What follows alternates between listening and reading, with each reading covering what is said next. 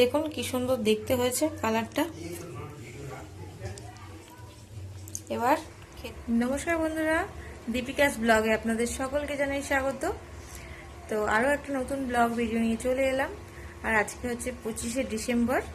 তো সবাইকে জানাই বড়দিনের অনেক অনেক শুভকামনা ও শুভেচ্ছা। তো আজকে তো বড়দিন বসেটা একটু অন্যরকমভাবে আজকে রান্না করছি, তো সেটাই আজকে আপনাদের দেখাবো। তাই জন্য ভিডিওটা আজকে অনেক দেরি হয়ে গেছে, বেলা দেখুন ঘড়িটা দেখুন 2:10 বাজে এখন। তো আমি রান্না করছি, তো মাংসটা একটু অন্যরকমভাবে রান্না করব, তো আপনাদের সাথে সেটা শেয়ার করব। চলুন আপনাদের দেখাই।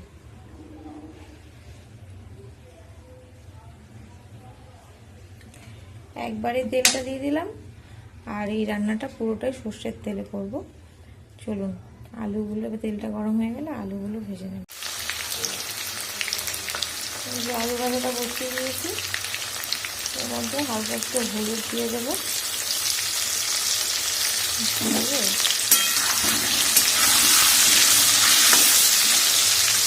লাল লাল করে আলুটা ভেজে নেব।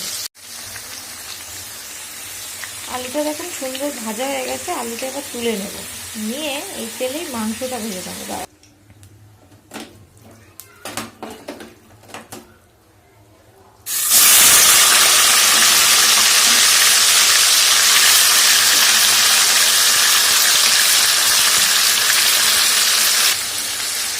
একদম ফুল গ্যাস দিয়ে, গ্যাসের দিয়ে ফুল করে একদম 5 মিনিট এটাকে ভেজে নিতে হবে। মাংসটা যখন ভাজা হয়ে গেছে, এবার তুলে নেব মাংসটা একটা আলাদা পাত্রে। এই যে মাংসটা তুলে নিয়েছি এখানে আলাদা একটা বাটিতে, আর এই তেলটার মধ্যে আমি এখন ফোড়ন দিয়ে দেবো।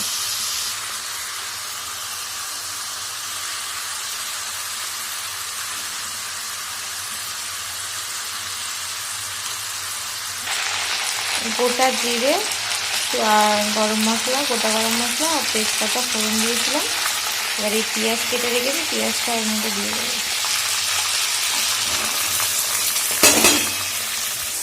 পেঁয়াজটা একটু ভাজা হোক, তার মধ্যে আমি মাংসটা যেটা ভেজে রেখেছি এর মধ্যে কিছু মশলা মাখিয়ে নেব। এখানে দিয়েছি আমি কাশ্মীরি লঙ্কার গুঁড়ো, ধনে গুঁড়ো আর আর গরম মশলার গুঁড়ো। এখানে কিন্তু আমি হলুদ দিইনি, তো এটা মাখিয়ে নেব।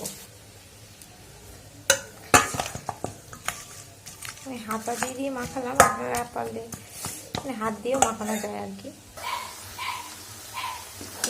পেঁয়াজটা পুরো একদম ভাজা হয়ে গেছে সুন্দর। এর মধ্যে এই আদা রসুনের পেস্টটা বেটে রেখেছি, এটা দিয়ে দেবো। তো এই আদা রসুনটা দিয়ে ভালো করে একদম কষিয়ে নিয়েছিলাম, নিয়ে এখন টমেটো বাটাটা দিয়ে দিয়েছি। টমেটো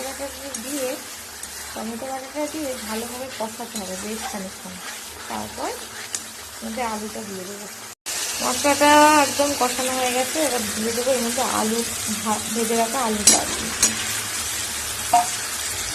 দিয়ে বেশ কিছুক্ষণ কষাতে হবে।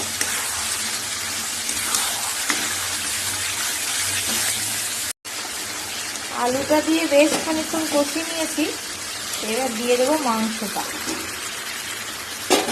দিয়ে আরও বেশ খানিকক্ষণ কষাতে হবে, কষিয়ে তারপর জল দিয়ে দেবো।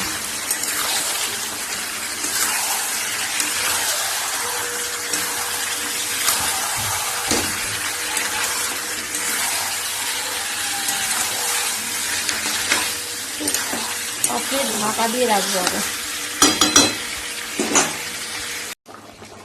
এই যে জল দিয়ে দিয়েছিলাম, অনেকক্ষণ ধরে ফুটেও গেছে, প্রায় নামানোর সময় হয়ে গেছে। আমি একটু জলটা বেশি দিয়েছি, কারণ আমাদের দুবেলার তরকারি এটা, তাই জন্য। এবার এর মধ্যে দিয়ে দেবো একটা কাঁচা লঙ্কা, এই যে, আর অল্প একটু ধনেপাতা। কই যে